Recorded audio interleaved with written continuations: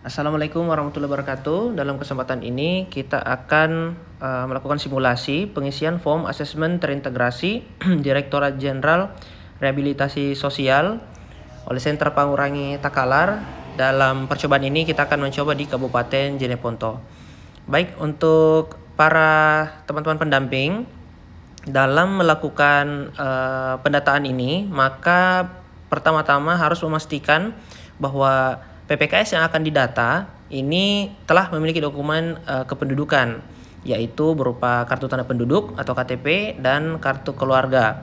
Sedangkan akta lahir merupakan opsional untuk klaster anak gitu. Tapi kalau memang terdapat akta lahir kepada yang dimiliki oleh PPKS tersebut, tidak apa-apa. Ini akan ada isiannya yang bisa teman-teman isi ketika membuka pertanyaan-pertanyaan pada form tersebut. Kemudian selanjutnya pendamping atau pendata ini wajib mengambil foto. Foto apa saja? Yang pertama adalah foto KTP, kemudian foto KK, foto akte lahir jika ada, kemudian yang kepada foto close up PMKS, foto depan rumah, foto dinding rumah, foto atap rumah, foto lantai, dan foto jamban atau MCK.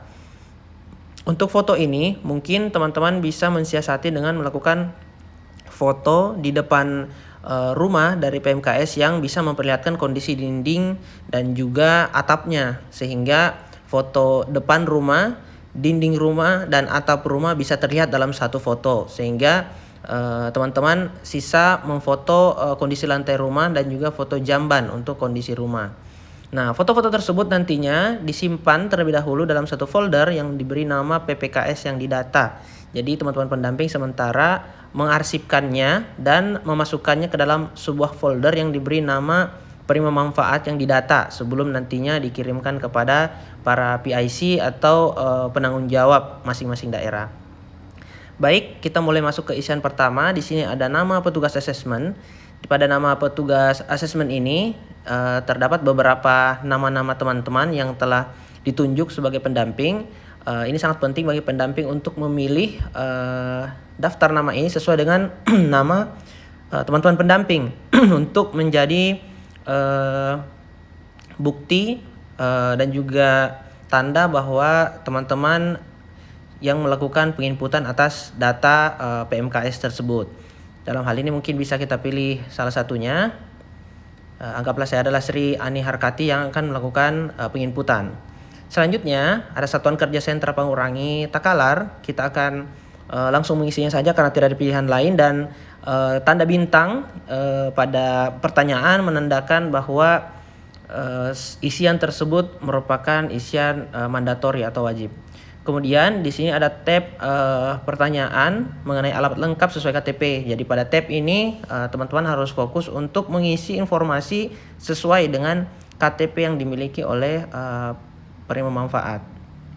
Untuk provinsi kita langsung memilih Sulawesi Selatan. Kemudian untuk kabupaten ini akan Jeneponto karena ini adalah link form asesmen integrasi di Kabupaten Jeneponto. Dan jika mungkin teman-teman menemukan di lapangan ada orang-orang yang tidak memiliki KTP di daerah wilayah jangkauan pendataan teman-teman, maka ada opsi other atau yang lain. Di sini teman-teman bisa menulis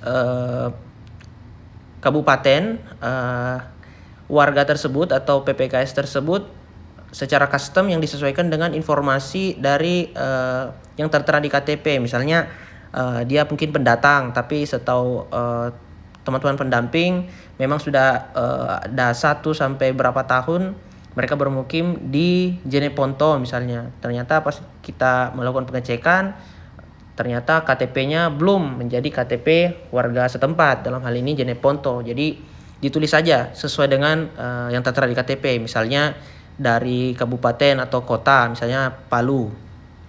Kemudian kecamatannya disesuaikan, misalnya bisa kita tulis aja misalnya Tumohon. Ini contoh ya. Kemudian kelurahannya misalnya Parigi. Kemudian ada isian dusun RT RW. Nah, pada isian dusun atau RT RW ini jika memang tidak semua alamat memuat dusun RT RW, namun ini adalah isian wajib. Ketika di KTP pencantuman alamat tidak mencantumkan dusun ataupun RT RW-nya, maka teman-teman bisa mengisi dengan 0. Kemudian untuk alamat lengkap, ini adalah nama jalan dan nomor rumah atau alamat yang tertera di KTP. Biasanya di KTP ada yang mencantumkan alamat jalan misalnya Pelita Raya nomor 14A, blok C, seperti itu, sangat lengkap. Tapi ada pula di beberapa kondisi di KTP penduduk itu biasanya hanya menuliskan nama dusun, bahkan bisa jadi hanya nama kelurahan saja. Jadi kita sesuaikan saja. Tab alamat lengkap di sini adalah alamat yang tertulis di KTP. Kalau memang di alamat KTP mencantumkan detail, maka teman-teman harus mengisi sesuai dengan KTP.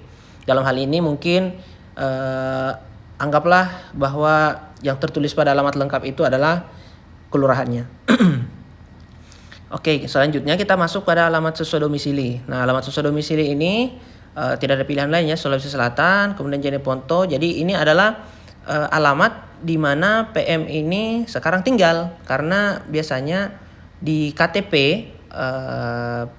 seorang penduduk itu biasanya tidak sesuai dengan di mana dia berdomisili. Contoh tadi yang saya beri contoh di mana salah satu penduduk bisa saja berKTP Palu namun ternyata sudah bekerja 5 tahun misalnya di Jeneponto gitu, sehingga kita menjadikannya sebagai objek pendataan. Kemudian mengisi kecamatannya. Kalau misalnya memang pada kondisi domisili sama dengan isi KTP, untuk domisili KTP maka disamakan saja. Dalam hal ini kita akan samakan saja. Tadi Tumohon ya. Kemudian Parigi, dusun RT RW 0, kemudian alamat lengkap desa. Nah, kemudian identitas PPKS ini mulai masuk kepada identitas dari pemerlu pelayanan kesejahteraan sosial. Nama lengkapnya tentunya sesuai dengan KTP. Contoh Nuraini. Tempat lahirnya misalnya ya Jeneponto, ini sesuai dengan KTP ya semuanya. Kemudian ini adalah isian tanggal bulan lahir. Mungkin karena untuk pembahasan saya ini adalah bahasa Inggris sehingga dia dimulai dengan bulan dulu gitu. Nanti akan menyesuaikan sendiri nanti dengan bahasa yang teman-teman pakai di handphone masing-masing. Jadi kalau di saya ini bulan dulu, tapi di beberapa HP teman-teman itu biasanya menyesuaikan gitu. Jadi berurut antara tanggal, bulan, dan tahun. Diisi sesuai KTP, kemudian jenis kelaminnya perempuan, agamanya dipilih sesuai KTP juga. Nah, nomor induk kependudukan. Mohon hati-hati teman-teman untuk memastikan dan fokus dalam pengetikan nomor induk kependudukan, jangan sampai salah. Hati-hati, tidak boleh salah karena bisa jadi tertolak oleh sistem. Baik, kita mulai tulis. Ini adalah 16 digit. Ini adalah nomor KTP yang bebas saja karena ini adalah contoh.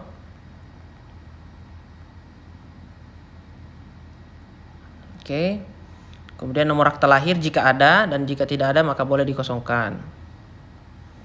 Kemudian apakah sudah masuk DTKS atau belum? Silahkan nanti teman-teman ketika menemui calon penerima manfaat ataupun PPKS di lapangan yang menjadi objek pendataan, kalau teman-teman tidak yakin bahwa warga atau PPKS tersebut sudah masuk atau belum dalam DTKS, maka silakan teman-teman menjawab belum. Tapi kalau memang teman-teman memiliki informasi valid bahwa calon PM tersebut memang sudah terdata di DTKS, maka silahkan dipilih sudah. Dalam hal ini contoh kita akan pilih belum. Bantuan yang diterima saat ini yaitu bantuan-bantuan yang telah pernah diterima oleh PM. Jadi di sini dapat dipilih lebih dari satu. Begitu pula kalau misalnya ternyata hasil wawancara teman-teman ternyata belum pernah menerima bantuan, maka memilih belum pernah menerima bantuan.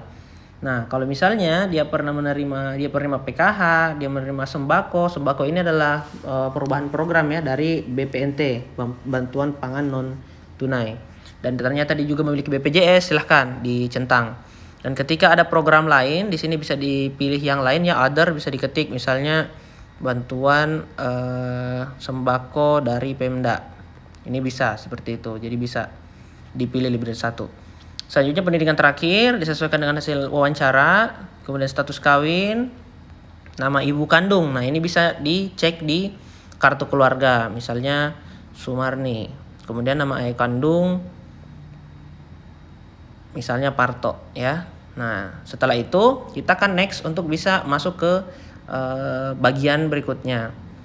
Ketika ada error, berarti ada isian teman-teman yang mungkin kurang lengkap atau terlewati, sehingga mungkin bisa teman-teman mengecek lagi kembali, karena tidak akan bisa beralih ke halaman selanjutnya jika ada isian yang tidak lengkap.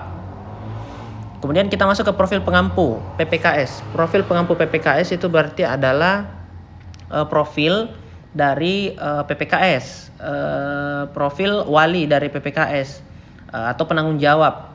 Bisa biasanya keluarga ataupun orang-orang kerabat lain yang memang mungkin tinggal serumah ataupun mungkin yang kerap berkomunikasi dengan PPKS tersebut. Dan kalau memang tidak ada keluarga ataupun kerabat yang berkomunikasi ataupun yang mengetahui kondisi PPKS tersebut, maka silahkan dapat mengisi informasi para pendamping saja untuk masuk sebagai pengampu dari PPKS ini. Contoh misalnya kita ternyata ada orang tuanya nih, kita mendata anak ya contohnya, maka ditulis saja sesuai dengan identitas KTP dari pengampu atau walinya ya. Misalnya Firman, kemudian nomor HP-nya ini kita acak saja. Kemudian hubungannya dengan PPKS. Nah, di sini ada ayah, ibu, kakek, nenek, saudara kandung. Nah, di sini silahkan teman-teman kalau misalnya dia adalah ayahnya ya dipilih ayah. Kemudian kalau dia saudara kandung. Nah, kalau misalnya dia bukan dari beberapa pilihan ini, maka teman-teman bisa menulis. Misalnya teman-teman adalah memutuskan bahwa teman-teman untuk menjadi wali, maka bisa ditulis nama pendamping. Misalnya tadi kita pilih ya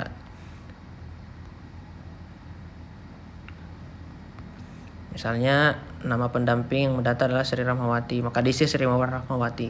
Kemudian tanggal lahir yaitu tanggal lahir dari wali tersebut. Berarti kalau misalnya memilih pendamping sebagai walinya, maka tanggal tempat lahir Anda yang dituliskan di sini.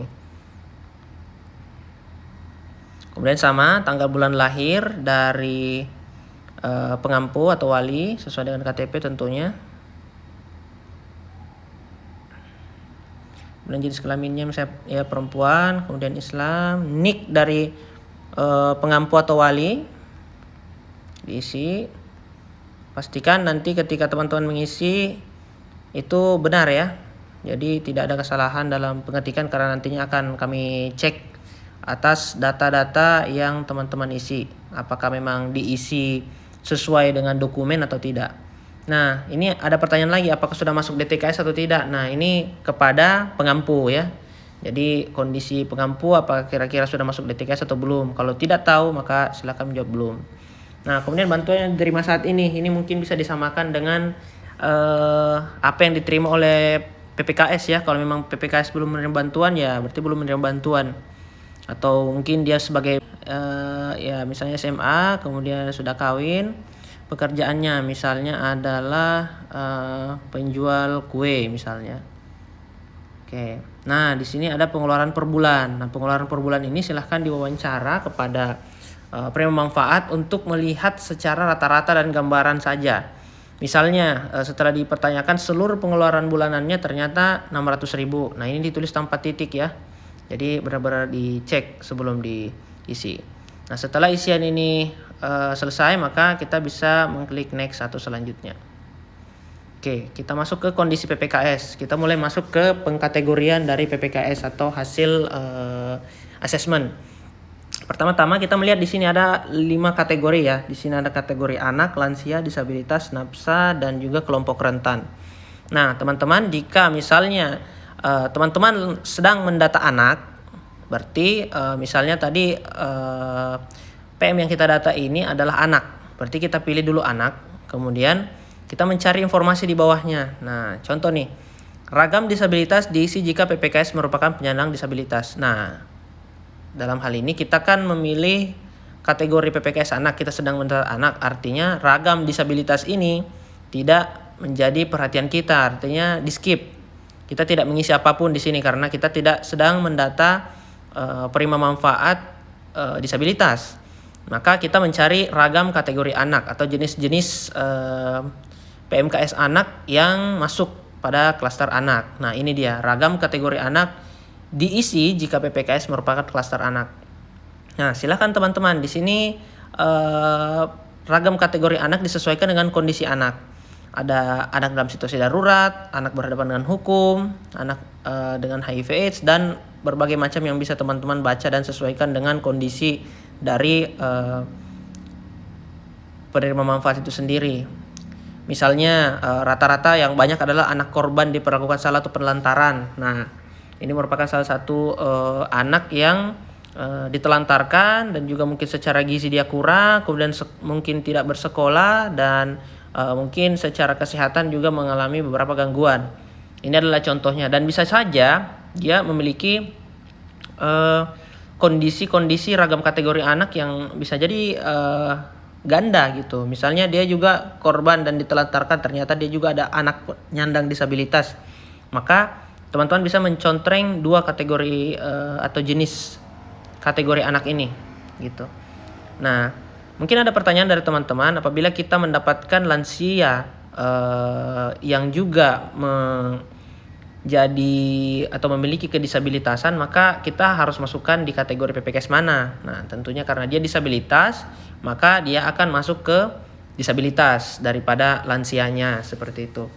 Nah, dalam hal ini kita akan contohkan juga pengisian kalau untuk lansia dia tidak akan ada pemilihan kategori atau ragam lansia gitu, karena lansia memang ya kalau sudah lansia ya sudah jelas gitu, tidak ada jenis-jenis lain dari lanjut usia, sehingga ketika teman-teman memilih lansia maka bisa skip ke bawah melewati seluruh kategori-kategori tersebut dan mulai masuk kepada bagaimana aktivitas sehari-hari atau activity daily living PPKS tersebut. Oke. Selanjutnya untuk disabilitas, nah di sini ada ragam disabilitas yang diisi jika PPKS merupakan penyandang disabilitas. Di sini ragamnya terbagi jadi 3 besaran, yaitu disabilitas fisik, yaitu terganggunya fungsi gerak, disabilitas mental atau terganggunya fungsi pikir dan perilaku, dan disabilitas intelektual. Nah, ini teman-teman bisa memilih kondisi-kondisinya. Misalnya dia mengalami disabilitas fisik. Nah, di sini ada beberapa pilihan dan teman-teman bisa memilih dia bisa double mengalami kedisabilitasan. Misalnya dia karena amputasi. Ternyata selain disabilitas fisik, dia juga mengalami disabilitas mental. Misalnya dia ada gangguan kepribadian. Ternyata dia juga mengalami disabilitas intelektual. Ini contoh ya, contoh. Jadi nanti disesuaikan saja dari hasil pengamatan dan juga wawancara teman-teman, apakah dia memiliki disabilitas yang lebih dari satu, jenis disabilitasnya apakah fisik dan mental atau mungkin mental dan intelektual dan lain-lain. Silahkan nanti hasil pengamatan dan juga wawancara teman-teman, dan tentunya dengan dasar yang valid ya. Jadi ketika calon penerima manfaat ini didata dan hanya memiliki satu kedisabilitasan saja, berarti hanya mencentang satu dari jenis kedisabilitasan yang ditetapkan. Misalnya ya fisik, ternyata dia memang cuma fisik saja, secara mental dan intelektual dia tidak ada masalah, berarti tinggal mencari tahu disabilitas fisiknya ini karena apa karena stroke, apa mungkin amputasi dan lain-lain. Dalam hal ini kita pilih amputasi ya.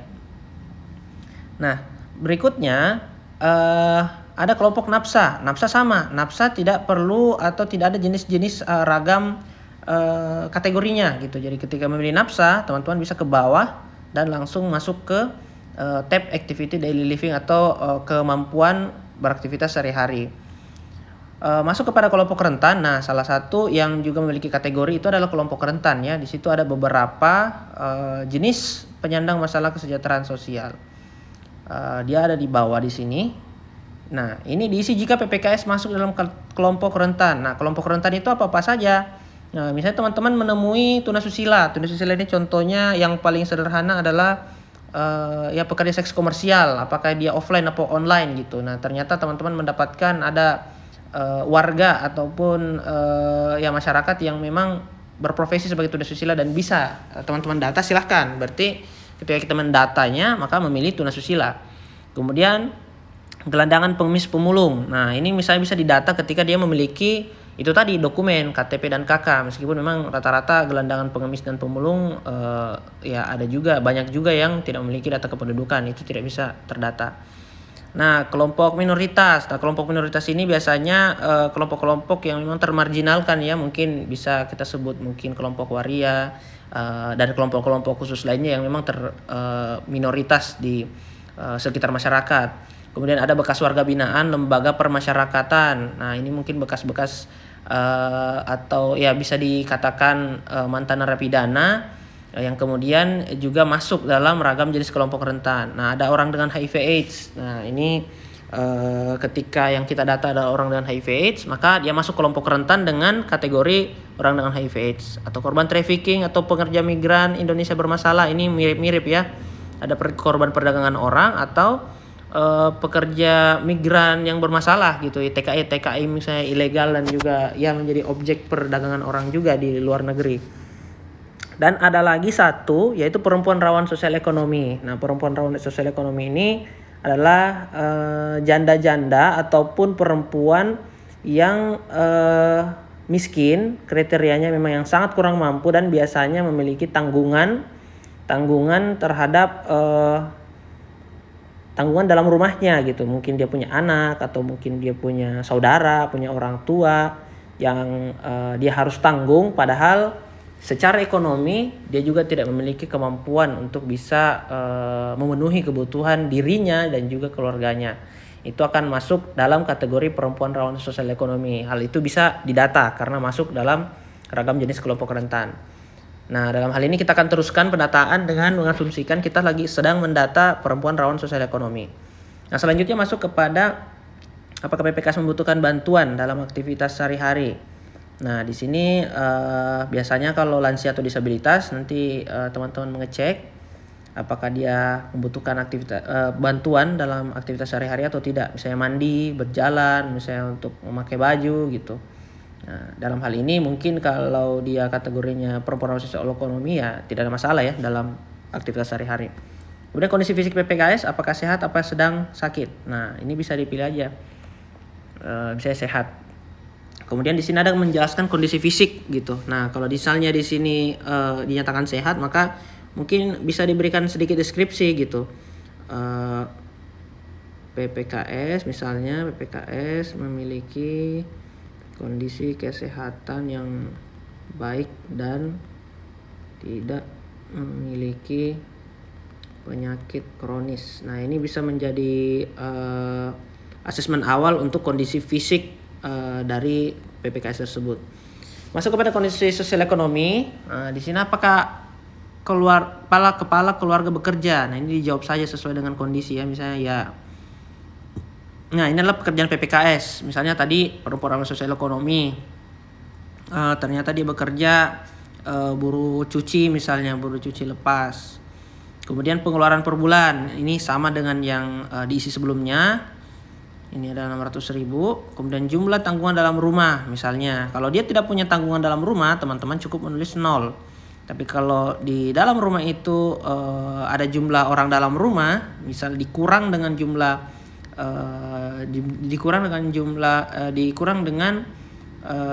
PM itu sendiri, maka itu yang kita tulis. Misalnya di dalam kartu keluarga ataupun dalam rumah tersebut tinggal 4 orang. Nah, termasuk PM, berarti ada jumlah tanggungan 3 orang di sana. Apakah pernah tidak makan dalam sehari? Nah, ini silahkan teman-teman lakukan asesmen dan pendalaman. Apakah pernah tidak makan dalam sehari PM tersebut atau tidak gitu. Dalam hal ini misalnya kita menjawabnya ya pernah tidak makan gitu. Nah, kemudian ada lagi isian pengeluaran khusus untuk permakanan per bulan. Nah, kalau tadi kan seluruh pengeluaran misalnya 600.000. Nah, teman-teman bisa melakukan asesmen, menanyakan pengeluaran khusus untuk permakanan kira-kira berapa. Kalau misalnya PM kesulitan menjawab, mungkin teman-teman bisa melakukan perkiraan. Mungkin kalau melihat sehari-harinya 600.000 ya paling untuk makan misalnya 400.000 gitu. Sisanya mungkin untuk kelengkapan rumah tangga yang lain. Oke, setelah kita next, kita masuk ke kondisi tempat tinggal. Kondisi tempat tinggal ini apakah milik sendiri, sewa, menumpang, di lembaga atau terlantar atau menggelandang. Nah, silakan teman-teman mengisi. Misalnya dia milik sendiri. Nah, di sini ada pertanyaan lanjutan, jika milik sendiri, bukti kepemilikan tanah berupa apa? Nah, ternyata ini ada hak milik, hak guna bangunan, girik dan lain-lain. Nanti teman-teman bisa mengisi. Tapi kalau misalnya PM tersebut ternyata mungkin sewa, berarti isian ini dikosongkan saja, makanya tidak ada tanda bintang di sini, ini bisa dilewati. Misalnya menumpang aja ya, kita tulis. Kemudian tinggal bersama siapa? Nah, apakah sendiri, tinggal bersama keluarga inti, keluarga besar, atau siapa gitu. Mungkin bisa jadi teman atau mungkin kerabat lain gitu. Ini bisa ditulis ya kalau memang pilihan dari sendiri, keluarga inti dan keluarga besar tidak ada. Nah, di sini mungkin kita pilihnya keluarga inti saja sebagai contoh. Nah, luas tempat tinggal. Luas tempat tinggal ini silakan teman-teman perkirakan luas tempat tinggalnya. Misalnya dia tinggal di gubuk, misalnya ukuran gubuknya 3 kali 3 meter. Nah, silakan teman-teman kalikan kemudian menjadi luas.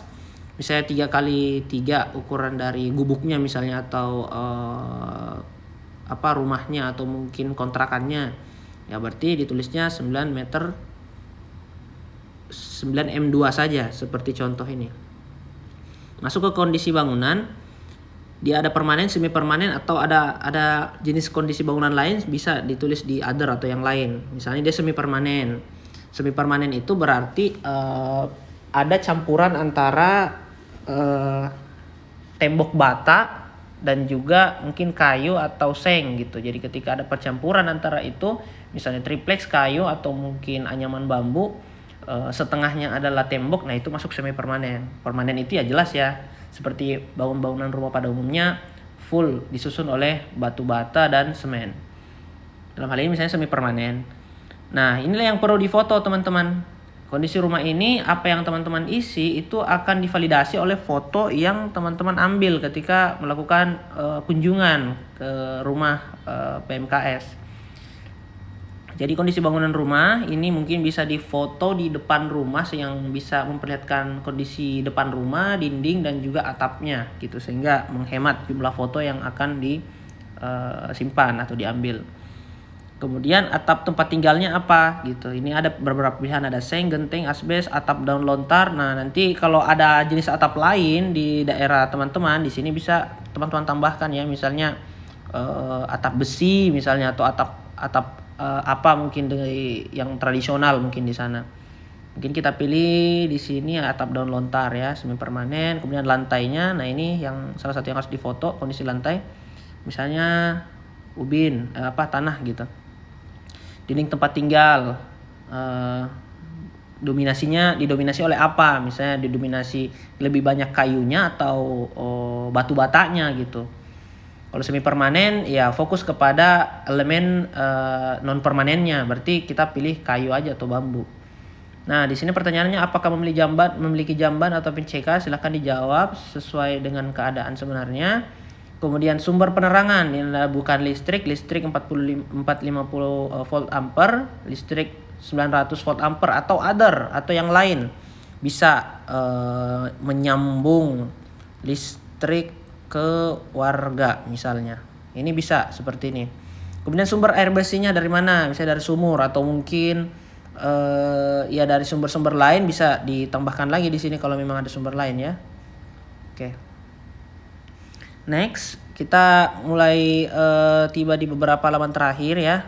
Nah, di sini sudah mulai masuk asesmen awal. Permasalahan dan potensi serta rencana intervensi PPKS. Nah, di sini teman-teman harus agak jeli untuk melakukan pendalaman. Yang pertama, permasalahan gambaran kasus singkat. Nah, di sini ada contohnya, penyandang disabilitas fisik miskin, memerlukan alat bantu disabilitas dan pemenuhan kebutuhan layak. Nah, silahkan secara singkat saja gambaran kasusnya. Misalnya tadi kita mendata perempuan ramah sosial ekonomi. Nah, PRSE, miskin, memiliki 2 anak, dan saat ini tidak memiliki pekerjaan. Nah, bisa seperti ini.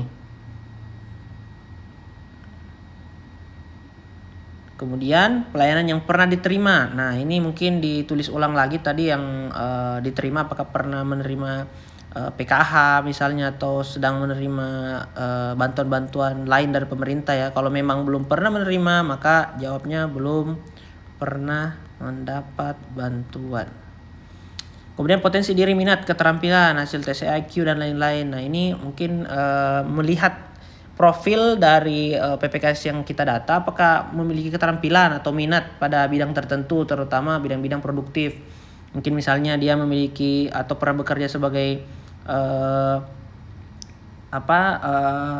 tata rias di salon, atau mungkin pernah bekerja di tempat penjahitan, konveksi dan lain-lain, maka bisa ditulis karena itu salah satu potensi yang mungkin saja bisa dikembangkan melalui pelatihan vokasional atau pemberian modal. Jadi silahkan saja. Kalau memang tidak memiliki potensi, artinya sudah tidak produktif, boleh ditulis di sini tidak memiliki potensi gitu. Tapi kalau dia misalnya punya potensi berdasarkan hasil asesmen, pernah misalnya bekerja sebagai apa, nah itu salah satu indikasi atau indikator bahwa PM memiliki potensi diri yang bisa dikembangkan gitu. Misalnya pernah bekerja di salon sebagai penata rias. Nah, misalnya. Nah, di sini ada komponen layanan yang dibutuhkan. Di sini bisa lebih dari satu. Kategorinya ada kebutuhan hidup layak, perawatan pengawasan sosial, dukungan keluarga, hingga dukungan aksesibilitas.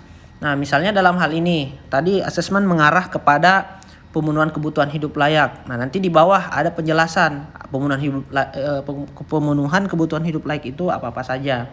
Dalam hal ini mungkin kalau kita sudah mengetahui, mungkin kita sudah bisa memilih ya. Misalnya karena tadi dia memiliki bakat ataupun pernah bekerja atau ada pengalaman dan masih berminat untuk melakukan aktivitas produktif berupa tata rias, mungkin cuma terkendala modal, maka bisa memilih pemenuhan kebutuhan hidup layak, pelatihan vokasional, pembinaan kewirausahaan. Jadi memilih 2 komponen layanan. Selanjutnya akan ada uraian komponen layanan. Jadi apa yang teman-teman pilih di sini itu teman-teman akan jabarkan lagi bentuk dari komponen itu apa gitu. Contoh, ketika memilih pemenuhan kebutuhan hidup layak, maka contoh-contohnya bisa adalah kebutuhan-kebutuhan hidup sehari-hari dan untuk perlengkapan hidup lah. Contoh sembako, perlengkapan, kebersihan diri, nutrisi, kasur, pakaian, dan lain-lain. Ini terkait dengan biasanya sandang dan pangan. Mungkin teman-teman bisa menulis sembako, nutrisi anak, misalnya kalau dia memiliki anak, dan kasur, misalnya karena kasurnya sudah usang. Kemudian perawatan pengawasan sosial karena tidak di checklist, tidak usah diisi. Dukungan keluarga juga tidak usah diisi. Terapi juga misalnya kita lewatkan. Kemudian di pelatihan vokasional, karena kita tadi lihat dia memang berpotensi dan berminat, maka ditulis saja pelatihannya apa gitu. Pelatihannya misalnya pelatihan tata rias dan tata rambut misalnya.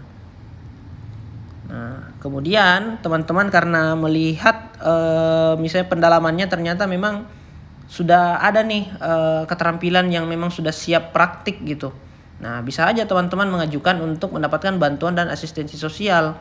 Biasanya berupa bantuan kewirausahaan mungkin. Jadi bisa ditulis di sini. Bantuan wirausaha. Misalnya wirausaha apa? Misalnya berdagang gitu.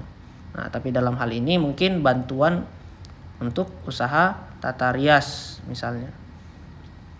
Nah, ini semua adalah informasi-informasi yang bersifat pengajuan yang nantinya ketika memang ada program yang relevan gitu dan kondisi-kondisi tertentu ketika program atensi mulai lagi digulirkan, maka akan ada verifikasi dan validasi atas hasil asesmen para pendamping. Jadi bukan berarti ketika teman-teman melakukan pengisian ini maka sudah taktis semua yang ditulis di sini akan mungkin diakomodir atau diberikan oleh program atensi dari sentra.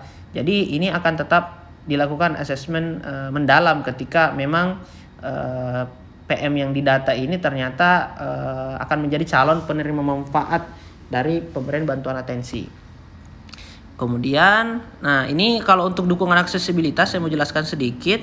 Dukungan aksesibilitas ini nanti untuk PMKS yang membutuhkan alat bantu.